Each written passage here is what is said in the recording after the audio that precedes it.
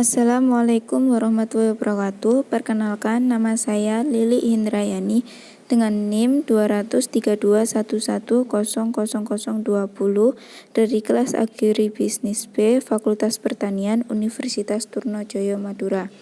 Saya di sini akan menjelaskan tentang sistematik pada tanaman.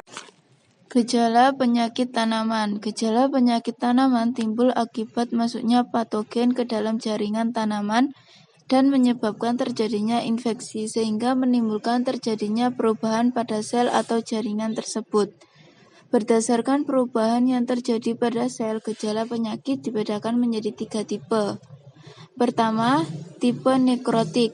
Gejala yang terjadi akibat rusaknya atau matinya sel-sel tanaman. Gejalanya disebut nekrosis.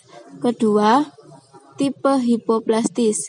Gejala yang terjadi sebagai akibat terhambatnya atau terhentinya perkembangan sel. Gejalanya disebut hipoplasia. Ketiga, tipe hiperlastis. Gejala yang akibat terjadinya perkembangan sel yang luar biasa. Gejalanya disebut hiperlasia apabila disebabkan akibat bertambahnya ukuran individu sel akibat hipertrofi dan apabila disebabkan bertambahnya jumlah sel disebut hiperlasia. Kemudian pada tumbuhan paku terjadi gejala klorosis atau menguning yang ditandai dengan menguningnya pada sebagian tubuh daun tumbuhan paku, sementara pada bagian lain tidak menguning. Menguningnya bagian daun tumbuhan paku disebabkan oleh kekurangan. Nekrosis dan klorosis merupakan gejala umum yang sering terjadi pada tanaman. Nekrosis merupakan kematian pada beberapa bagian organ tanaman, seperti batang, akar, daun, bunga, bahkan tangkai buah, yang disebabkan karena kekahatan atau defisiensi atau kekurangan unsur hara tertentu. Namun, unsur hara yang paling berpengaruh adalah unsur seng atau Zn dan besi atau Fi serta klor. Sementara itu, klorosis merupakan gejala di mana daun tanaman menjadi tidak hijau lagi karena kekurangan unsur hara tertentu seperti unsur Zn. Unsur seng sangat penting sebagai bahan dasar dalam pembentukan pigmen fotosintesis atau klorofil.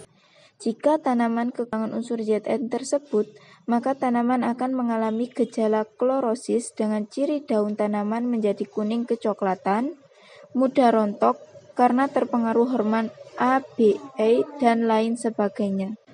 Faktor unsur hara memang menjadi penyebab terjadinya gejala nekrosis dan klorosis pada tanaman.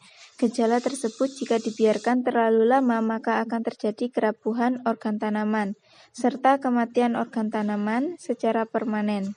Oleh karena itu, pemilihan jenis pupuk harus mencakup unsur hara yang sudah disebutkan tadi.